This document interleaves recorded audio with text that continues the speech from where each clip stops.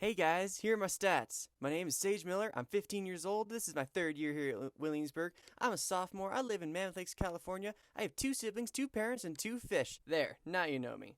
Anyway, I like to think of myself as a normal guy. Well, a normal, adventurous guy. Well, I'm actually sorta kind of a wacky, crazy guy, but I like to think of myself as a guy that does usual stuff like playing with my siblings. And I kind of like solving a Rubik's Cube. Okay, I'm kind of obsessed.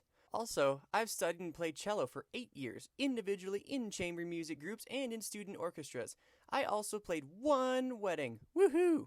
But seriously, folks, I like to think of myself as a normal, adventurous, mountain living, fun loving, family focused, semi wacky kid who loves to do other normal things like axe throwing, knife throwing, backcountry skiing, whittling, wood carving, making pop ups, digging a hole in a frozen lake for absolutely no reason, pretending with my siblings, hairstyling, Working, hiking, biking, unicycling, jumping, snowmobiling, telescoping, reading, eating, traveling, measuring, calculating.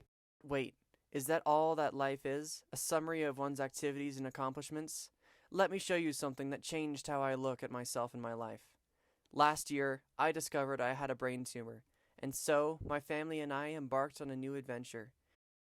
This adventure included traveling to Children's Hospital of Los Angeles and meeting multiple neurosurgeons, multiple neurologists specializing in epilepsy, a neuropsychologist, the entire radiology department, nurse practitioners, and physician's assistants. We even got to know many of the parking attendants because we were there so many times. I underwent numerous tests, including a 5-hour neuropsych test that revealed that I have a deficit with memory and language. There was a 5-hour MRI that studied my brain and spine to look for cancer throughout my body. There, my mom and I moved to CHLA for 2 weeks for an in-house EEG study to find where my seizures were focused. And when that failed, we took an EEG home. There, we captured more than what we bargained for with 2 pretty big seizures that knocked me out and sent us back to CHLA, where I was an inpatient for another 4 days. Then there was the WADA test, where an interventional radiologist put half my brain to sleep to test my memory and whether my brain could integrate my memory if they removed my tumor. And, incredibly, I was able to. This was a celebratory moment for my family. And so, after countless tests, appointments, IVs, blood draws, and back and forth visits to Los Angeles, the 40-person surgical conference decided that I was a surgical candidate. So just over 3 weeks ago, I was surrounded by 6 pediatric neurosurgeons, 2 pediatric anesthesiologists, a surgical epileptologist, and countless nurses and pediatricians for my huge surgery. So here I am.